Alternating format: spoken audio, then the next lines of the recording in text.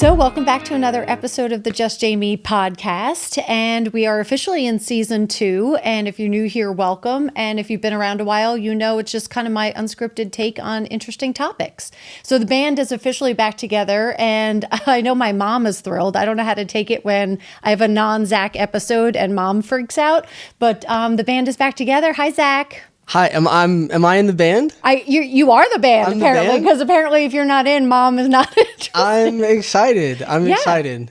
Me too. It's been a while since, so I figured we would just kind of have a little bit of a catch up. What's your mom's name? Patty. Hi, Patty. Now you're just officially sucking up. But yeah, so I can't believe season 2. It's been kind of a wild ride, but it has flown by. Mm-hmm. And we started out with the first episode about balance and how that was, such an oxymoron for me forever. And what I really liked is all this past summer, I worked 7 days a week, and it was kind of this bonkers thing. See the liquidation episode, and Yes. we'll link it below. Yes. But that was so I can sort of be free for this. And I haven't done a whole lot. I've gone to my own business here and there, but I've really been sort of a homebody. I was a professional holidayer. I decorated for Christmas. I watched Christmas movies. I listened to Christmas music. I ate. I worked out. And I did everything our town had to offer for the holidays. So that was my new job. Love it. Yeah, because you were real busy there. Mm-hmm. And we still managed to record everything. And we did, yeah. Had a great run of episodes. All the crazy flexible. Oh, of course. But no, it just, and that's why my balance, I guess I say that for the audience, that my balance might look different than yours. For 6 months, I work 7 days a week. So it's for, maybe 6 months, I, sometimes sit in my own filth and watch Murder, She Wrote reruns with the dog day in and day out. And I wouldn't change a thing. Yours might look a little bit different, but we'll give you, everybody a little update on your walking boot ligament situation. Yeah, sure. So I'm a little fuzzy on like when exactly I hurt myself through the season and what episode was released when, but I tore my calf and I tore my it's a mediocolial junction, I think it's what it's called. It's made up. Probably it does, doesn't it? I probably botched that, but it's the piece that connects your tendon to your calf. So it's not an Achilles tear, but it's not great. No. So I've been in the boot for 4 months. It's practically a part of my anatomy now. I won't recognize you without your new accessory. I'm serious. There's some people that have been here that just have never known me without a boot. Mm-hmm. But I have a doctor's appointment next week. And then hopefully 3 weeks after that, I don't have to wear it again. So like coming down to the home stretch and hopefully finding some normalcy. We've been busy as ever in here, but busy is good, and I'm excited to be back. Yeah, and I give you so much credit because we were talking about an injury you had years ago that you were sort of incapacitated your shoulder, yeah? Yeah, so I'm learning that it's time for me to just sit down more. You could join the Murder, She Wrote Club with me and the plum. Yeah, there we go. I tore my shoulder labrum in my early 20s, and that was about a year-long recovery.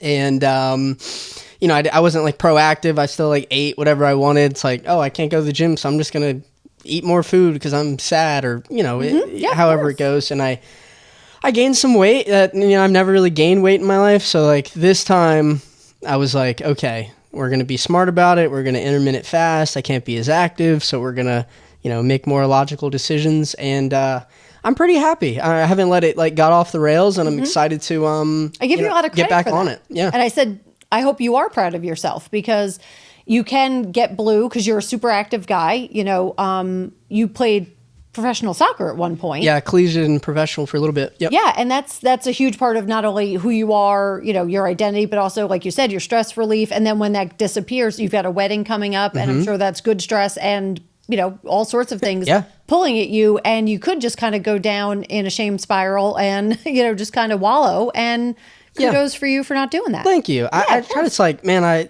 have, a super blessed life, and like, how awesome is it that I get to get back to things that I want to do and, kind of see some of the importance of, just like the day-to-day things, like getting the decorations for Christmas out of the attic was like this big ordeal because I can't get up and down the ladder. So Right. just kind of be thankful for the things that I do have and things that I get to return to very soon. And every time I have a kind of a crappy run, people are, reminded by one of those memes that says there are so many people in the world that would kill to have a crappy run. They can't walk. They don't have use of their legs, whether it be something permanent or an injury. And, be thankful if you can move around, although gimpy, but you can. Yeah. And then I'll give a little shout out to my fiance. She's had to really pick up the weight of, me not being able to do much for the past 4 months. And if I didn't get to work out for a few days, I would maybe get a little sad or get a little moody. So obviously haven't been able to do a lot of that. So kudos to her if she's watching. So. And I think she better be watching. Oh, yeah. I mean, the algorithm needs watches, or views rather. No doubt. But shameless plug. But no, I think, and you're getting married, and we were teasing that, for better or worse, even if you were in your boot, you don't want to be.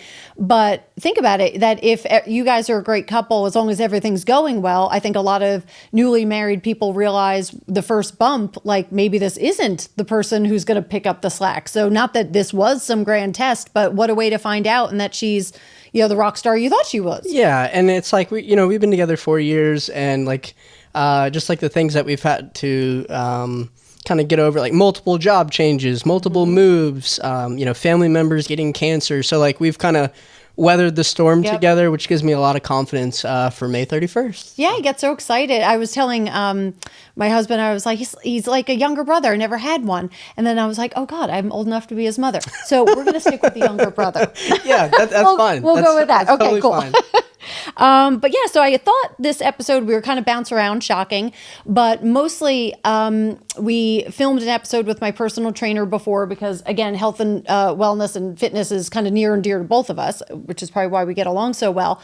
But I was thinking about most YouTube people kind of do the 2024 roundup, and it's all in December, right? So I was thinking, why don't we do kind of year in review, best purchase, and maybe thing that you did for yourself. And maybe we already touched on it, you kind of staying in good shape during your injury.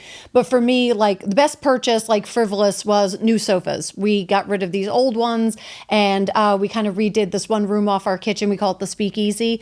And we've even trained Plum. We're like, do you want to sit in the speakeasy? And she goes in there. It's very cute. Everything she does is cute. Love it. But we kind of wanted it to have that sort of moody vibe, like the Roaring '20s sort of thing. And so we got the new sofas, and that was kind of just didn't need to have it. But when you work 6 months straight, I'm like, I'm spending money on sofas. And then the other that we did was I decided on a tear to just get rid of all the plastic in my kitchen. And I had a giant box that turned into 2, that turned into 3, that turned into 4, and it was jarring, Zach. Yeah. The amount of, we eat a ton of fruit in the summer, and what do we put it in? Plastic. And I don't know if it's PBA, ABC, 1, 2, 3, whatever's leaching. I was not taking the chance. I was not reading the small print on the bottom. I got rid of all of it. I did donate it, which I felt bad donating something that I deem unsafe, but I'm hoping people will use it for arts and crafts and not food. There you go. But it was, and then so the purchase that came alongside that was Caraway non-toxic food storage. And I kind of made a game of it because I didn't really have the money to do it, but I parlayed it with Rakuten and then 10% cash back on Bloomingdale's. And so girl math, it was practically free. There you Just go. kidding. There you but go. I felt like it was one of those things that kitchen space, I wanted it back, but I wanted all the crap out. The cutting boards, I never thought plastic cutting day in and day out. The dog, we switched the dog to fresh food, and I slice and dice it on a cutting board every single day. And now I don't want her having plastic. So that was kind of my best, pat on the back, good for us thing I did. Nice. Sounds solid. It did, yeah. And I still have to replace utensils because you go down that rabbit hole of. The good thing is there's a lot of info out there. The bad news is there's a lot of info out there. And I'm like, I'll just eat with my feet. That's fine. I don't know what to mix my food with. It's almost like, it's slightly off topic, but it's almost like in a paradox right now. It's like you can get any answer that you want on your phone, but you can also get any evidence to support what you want on your phone. So I'm sure I could find an article somewhere. It's plastic's actually not terrible for you, Right. which I think we would both disagree with. Right. But it's like we have all the answers, but we have none of the answers. Right, you can prove anything, it's, wear it as a hat, whatever. But it's like, wood, then how you care for it. And then when I was reading about cutting, switching cutting boards, are like, but it's bad for your knives. I'm like, I would much rather sacrifice my knives than eat plastic. But I was kind of all over the charts, but I made the decision just to kind of do that, and got a lot of it back. And I realized I had these really pretty porcelain safe dinnerware or salad bowls for everything. I didn't use them because they were pretty, and I just hadn't thought of it. But the ugly plastic ones got hauled out every year for everything we could cook with. So I just I thought that was kind of a good thing. And best practices, you mentioned it, intermittent fasting. Mm-hmm. I switched to that. I'd done it briefly once before, but I got serious about it now, and I eat my window is about like 16 to 18 hours not eating. And then, but the beautiful thing is sleep counts. So if you're sleeping for 8 hours, I cut off, I try to eat with the daylight, I should say. So while I was working, it was super easy, and I didn't realize I just wasn't hungry. And during my eating window, I break my fast whenever I'm really hungry. And, then I cut it off. I try not to eat past 4:30 or 5 o'clock. Now, mind you, during the holidays when we were trying to get reservations, that's different. Sure. But day in and day out, when there's nothing really pulling at me, and it's worked out really well, and it's made the weight loss through the holidays. And I think I was saying on the one episode, I broke fast with Moose Munch. And Raffaella gave me a whole thing of gourmet popcorn for Christmas. Ooh. And thanks for sabotaging my weight loss, Raph. But no, I'm just kidding. But I didn't deny myself anything, but by giving it that window, when I shut it down, I shut it down. So that's definitely helped me. I'm not saying it's everybody's cup of tea, but so I got back to that, and then I've been doing a lot more walking, and not just running. Right, I sometimes, when the weather gets cold, I run because I hate running in the heat, and then I don't do anything else. I don't work my arms or my core and all of that jazz. So those were kind of my just back to best practices, I guess, for lack of a better word. No, that's great. Yeah, my household's, even growing up, we're always cast iron and ceramic. It's like I've kind of known the plastic stuff. But my little recap, I would say I'll start with best practices, I suppose, that we're trying to implement. So I would say the big one for me is I try to read every day. Okay. Never been a big reader, like even growing up. I read like 2 books every year, and it's like the week that I go to the beach. I love reading on the beach. So trying to, less screen time and put that in. And it's funny to me that we have all this information, all these exercise scientists, and it kind of gets all back to the same place of you should get up and go to bed with the sun and eat and not eat with the sun. It's like, well, duh. Like, people have been doing that since the beginning of time. It's just fort funny how we're...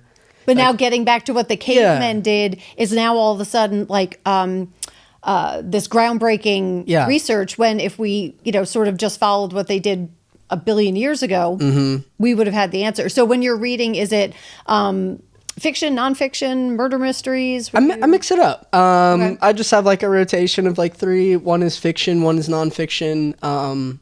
I enjoy reading the Bible, actually. I studied it in college. Did you? I did, We should do an episode on that. Yeah. I started doing the Bible recap again this year with Tara Lee Cobble, where it's 12 minutes a day Bible, and then I watched the YouTube update to explain what the heck I cool. just... Because I honestly, when they get into the cubits and the tabernacle, and I can't remember who's who, and I'll be the first to admit, it's very intimidating, and then she breaks it down, and I'm like, oh, that's what he was talking about. I have this little study Bible that it basically gives the expert blurb I've heard of underneath. Those. Okay. That kind of checks it for me. Okay. But I'd say recapping too. So last year was just kind of a year of a lot of change and a lot of hurdles for me personally. Injury being one, which people have way bigger problems and hurdles, but me being active, trying to get back into that. I had a lot of unforeseen expenditures. The water pipes underneath my house broke. So that's just $10,000 that you just never think about, but you need. So And it's the unsexiest purchase. It's like a new roof. You absolutely need it, but nobody wants to hear about it. You can't brag about it. You can't put it on the Christmas card. It's like I have to spend how much for something that I will never see. It's like, great. But going through all that with my fiance, like learning how to like kind of like navigate life together. We've been living together for about a year now. So just kind of like figuring out like the new norms and everything like that. So did you have to cut back on, like, would you normally go out to eat, or like, did you have to sort of make any life change for it, or put it on a payment plan? Like what? Yeah. So like, paid some of it and, like a relatively easy payment plan to get the rest. Okay. But from like, I guess like personal diet habits, like Chipotle should maybe sponsor this pod or us or something. Last year I was there 4 days a week without even like thinking about it. So they just said, "Hi, Zack." Yeah, they were like the usual. I was like, "Yes, please, no. Yes, please." So trying to do more meal prepping, trying to save funds here and there. It all adds up. And then we've actually redecorated just about every room in our house except the bathrooms. Okay. Before she got there, I'm very clean for like a guy, I guess, like a single guy or like someone that lives. But when you like live with someone else, like, making sure, it's clean and for their standards and they feel comfortable. You'll like this, actually. She calls me her inferior designer, like interior designer, but inferior designer. It's just like a little joke. It's very cute. I'll leave a towel here or there. Just like, my inferior designer just thought this towel would just complement this room so much. You know what? It's just a jaunty, it's just tossed. Yeah, exactly. Yeah. You were adding that lived-in look. That's it.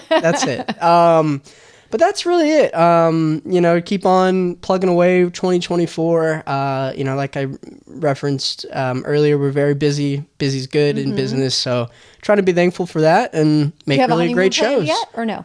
Yes. As mentioned on a previous podcast, I don't like getting on planes. I never have. Right. That's what I was wondering. And bless her heart, she was like, as long as you will maybe revisit this in the future, we don't have to go on one on our honeymoon. Okay. So we are going to, where are we going? It's not Kerala. It would be Nag's Head. Okay. We're going to an all-inclusive Omni resort in Nag's Head first week of June. Okay. Fabulous. Yeah. So there's my little rundown for you. Okay. Well, that's kind of huge. Wedding. You win. I got new food storage and you're planning your wedding. You win.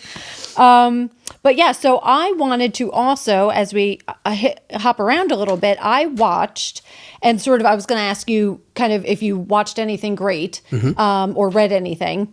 So you already answered that, but we were flipping around and I'm kind of becoming obsessed with the concept of the blue zones. And for those of you who don't know, that's, these pockets on the planet that have a, larger than normal amount of people living up over 100 years old. And not just like alive, they are living over 100. And I went down that rabbit hole and I watched Live to Be 100, Secrets of the Blue Zones, and Dan Buettner, Buettner. I apologize if I'm mispronouncing it, but it's a 4-part series. And I get a little annoyed when people make excuses. If you're watching such crap on TV, not this podcast, of course, because it's amazing, but if you're watching crap on TV, put the crap aside for a minute. Everyone should watch this. It was so empowering that poor Andy, I had to pause it every 30 seconds when I was like, "Oh my God, did you hear that?" He's like, "Yup, sitting right here." But everything was super profound. And I thought I would sort of go through the high points of it, because I think it goes back to a lot of what we've touched on, sort of unwittingly in my yammering on a lot of the episodes. And so it's Okinawa, Japan, it's Sardinia, Italy, it's Icaria, Greece, Nicoya, Costa Rica, and Loma Linda, California are the identified blue zones. And as he traveled around, he went to these blue zones and spoke to the folks and watched how they were living.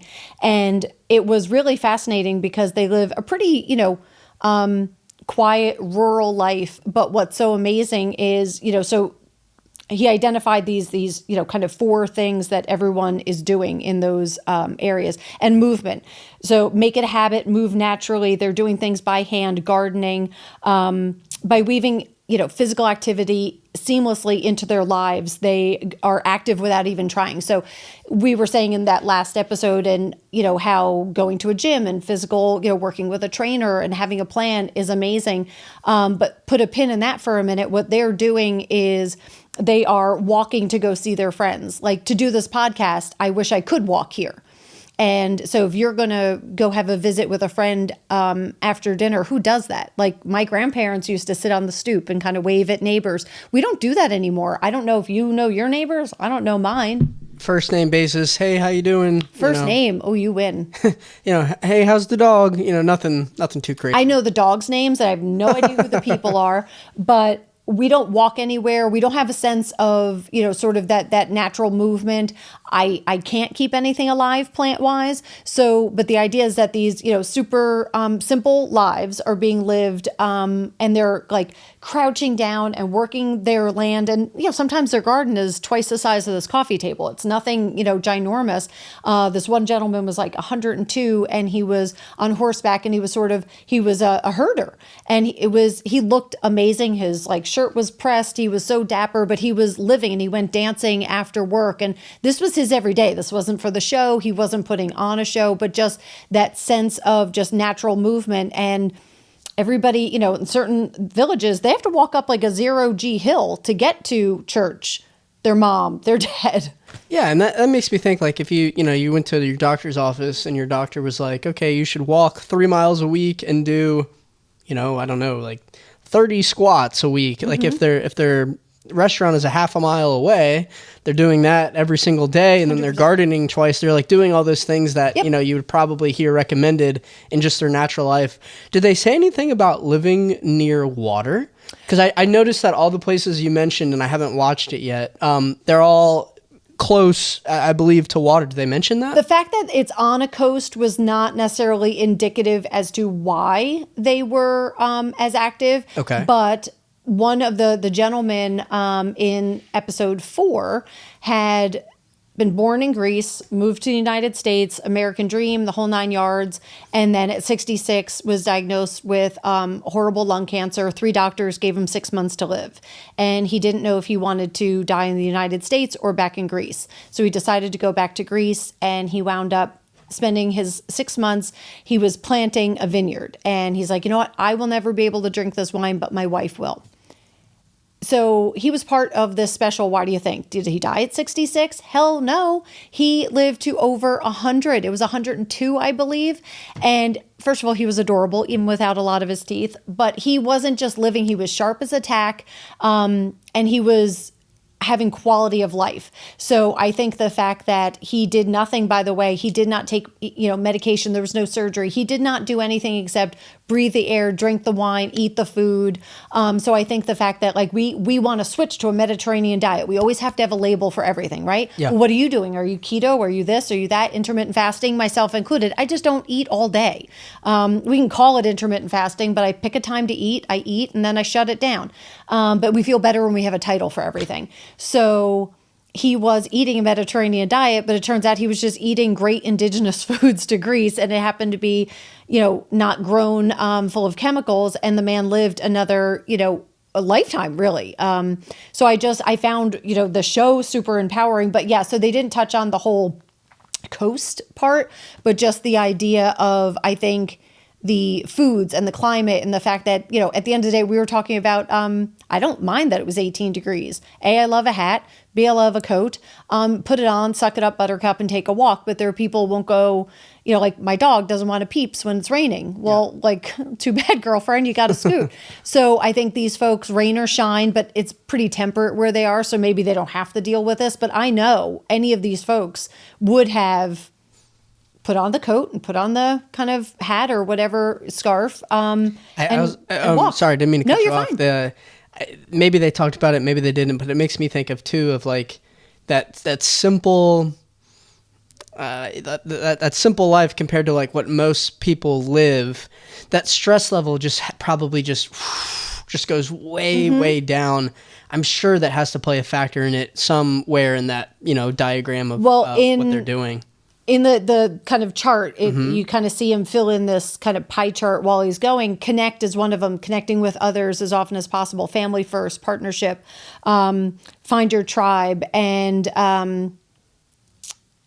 it's most likely. So the idea that, like you were saying about your pipes, right? So if you had this really strong sense of community, people would rally around you. You wouldn't have to have the burden yourself, right? If you were without water, and they even have a word for it where they pool resources, where a lot of these women in their 80s, 90s, and 100, usually what you'd be worried about is money, right? That's all we worry about, healthcare and money, but they're already living a healthier lifestyle, and your tribe sort of has your back financially and spiritually and things like that, instead of, luckily you had your fiance with you, but they have, kind of this ripple effect, this onion of support. So I think it's the idea that their stress level is low because, God forbid, something unthinkable happens, somebody has your back. Like, it takes a village, right? And that was a huge part of it, that as he visited this 5 different locations of blue zones, they had all of these common threads that he didn't know what he was going to find when he started doing the research. He's like, wow,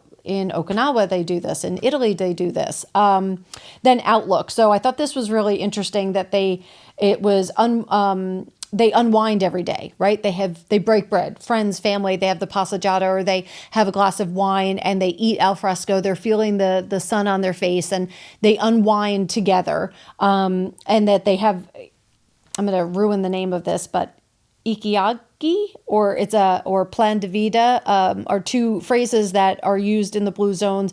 It's their why, right? It's their reason for getting up, their raison d'etre.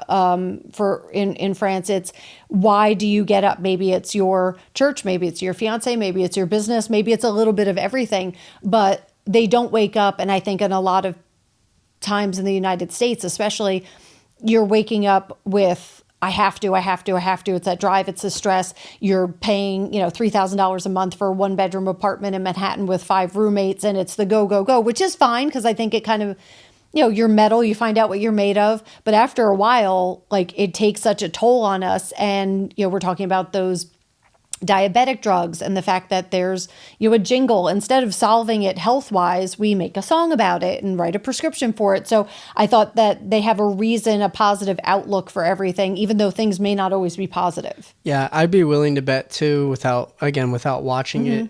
I guarantee those blue zones, those people that they were referencing, I bet you they're not on a big laundry list of medications. 0. I would assume 0. Yeah. And it's like, I feel like,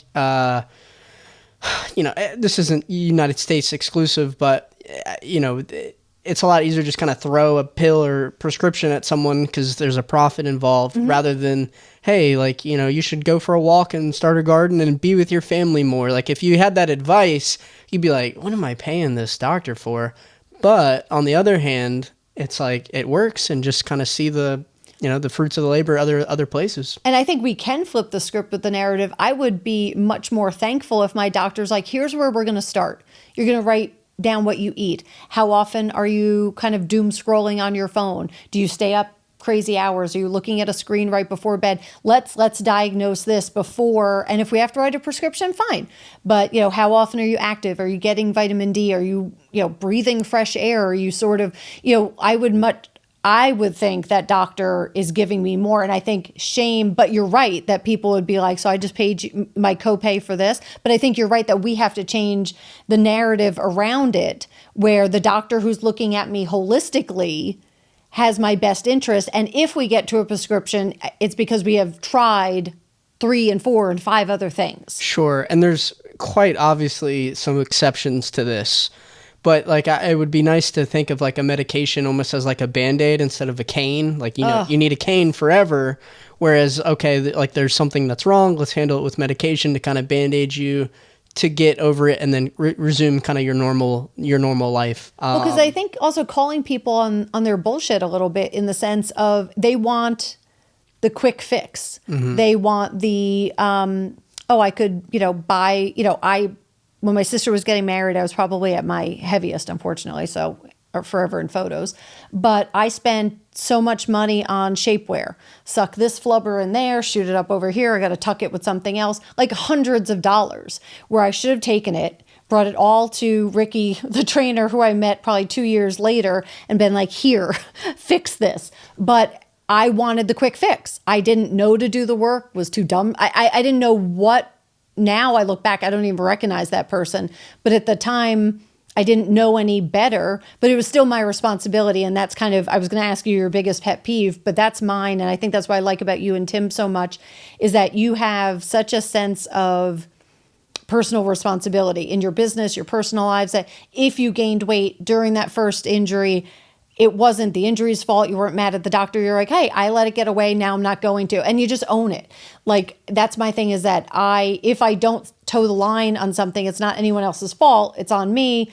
I should do better, but I'm not looking for the blamey excuse. And that drives me insane. And these people don't get themselves in that. That's the thing. Like, we're always in the US, there's a podcast for everything, right? And there's a pill for everything, but sometimes it is like, keep it simple, stupid, KISS. And eating wisely, back to kind of that, they have a saying, they eat wisely, mostly plant-based, but they drink wine and they drink in moderation. And the one gentleman, or the one community, has a saying, I will not attempt it, means eat till 80%. So before, we call it belly burst in my family, until you get B squared and you're like, oh my God, I can't walk, roll me out of here. Stop 20% sooner. And then you still feel satiated. You feel satisfied. You're not denying yourself the food, but you don't eat until you're literally ready to explode. Yeah, no, that's really good advice. It's like you're still going to get everything that you need. Yep. I read something where it said, it's like dieting and how to help yourself. Like, if you, in your current, like, you're like, oh, I'm hungry or whatever, if you wouldn't be willing to eat like 6 eggs right then, you're probably not hungry. You're probably bored or want to be stimulated. Or thirsty, or yep. Yeah, like, if that doesn't sound like, oh, that would be great right now. And again, I just used eggs, but like, fill in whatever. It's like, you're probably okay. You're probably okay not to, late night snack at her second dinner, or, whatever you want to get into. Yeah, and they have these jarring stats that there's enough fat in the average person that you could not eat for like 60 to 90 days. And as long as you had water and salt and supplements, that to me is, but I listened to a podcast about it. The fact that, I used to think like, what did I eat today? Like, I'm going to be just fine. Yeah, I looked up this stat so I would get it right. You're good. For this discussion, because I knew we would get in there. The stat read that if you do a 3-day fast, so no food for 3 days, and consult your doctor, not medical advice, all the things, like, all the disclaimers. I'm a random, just listen to me, do your own research. But I think you reduce your like cancer percentage in your lifetime by like 85. Doing it like one time. It resets your gut biomes. Is that the correct? Yeah. And there's another, I'll send you the link. I'll text it to you, but we'll link it on the show notes. It's also on Netflix, and the doctor, like, guys or gals, she is so pretty, like, she's worth watching. But she's like 12, and she's some neuroscientist that figures out, and they talk frankly about everything about, like, poop and resetting your gut and what you're eating. And it's done in it's almost like a cartoon way with like yarn. It sounds bonkers, but it's such a well done show. And it does show that you can reset your body. And I think to myself, cancer runs in so many different families. If going on a fast or something like that, if I can do that and give myself a fighting chance, why the hell not? Like, why not try it? And of course, yes, if you are either diabetic or pre-diabetic, or you're taking medication, of course, do your own research, talk to your doctor. But I guess I would be wary of anybody who would write me the prescription without trying some of these other machinations, because, I've read somewhere like, God, made the body to be its own pharmacy. And, that may sound a little silly when we were talking about some of the things. We should maybe just wear tinfoil hats for the next episode. But I am a believer, because I've seen it, sort of work for myself. And just seeing, the show about the blue zones, these folks are not on medication. They're squatting. And I guarantee you, if you're watching this, could you squat down for 10 minutes and pop up without getting lightheaded and not going, ooh, eek, or making all those noises? And dude was doing it at 102 years old in a field somewhere. So there's got to be something to it. This is not some random, this isn't Jamie research. This is Dan. Dan did it, and it's on Netflix. Yeah. But it is one of those things that I think that I've been trying to, if I'm watching TV, I try to, like you're reading, I'm a magazine, a TV girl, but I am trying to learn things where I take maybe that snippet of what sounds, I don't know, I heard it on a 30-second reel, but then I'll go do my own research. Sure. And I think that's what I like about social, is it kind of gives me a little food for thought. Yeah, and it's like, this is like semi-adjacent conversation, but a lot of times, like a simple solution, again, there's people that this wouldn't work for, but there's a lot of people that just a simple solution and some individual responsibility, and you apply the two, like, think of like depression rates and suicide rates in the country, and how they just like keep on climbing up. And it just makes me think, like, obviously some people need that, medical help or prescription help, but like, how many have been told to, like, hey, walk every day at at sunrise for 2 weeks. Let's see what it does. Like, I'd be willing to bet that would help at least a percentage of, those people that are going through that. And have you heard about forest bathing? Forest bathing. Haven't heard that one. Okay. So it sounds, so exotic, but it's basically walking near trees. Okay. There is, and I should have done my research before this, and maybe I can put the stats in the notes. I'll text them to you. But not only rates of cancer, but depression, just walking near trees. It doesn't have to be a forest per se. Like, obviously we don't all live near a forest, but surrounding yourself. Some people recommend walking barefoot in grass. It's really calling grounding, I think is what it is. Yep, exactly. So, but the forest bathing it literally has a medicinal effect on your overall health, being surrounded by trees. And again, that's free. Yeah, it's interesting. It's like the more technological base we are, the more advances we make in all these things. It's like, it always goes back to, not always, but a lot of times it goes back to like a very simple solution, like go for a walk. Yep. Be barefoot, get sunlight, drink enough water. It's amazing to see where it all comes back to. And then you can kind of take control too, and we'll wrap it up on the sense of, if you're feeling off, why not try? And don't take my advice. And the whole idea is that, even on episode 1, we were saying there's I love the Huberman Lab podcast. It's awesome. And he too pops around and doesn't stay on topic and then circles back. So I feel like my randomness is now justified. That's right.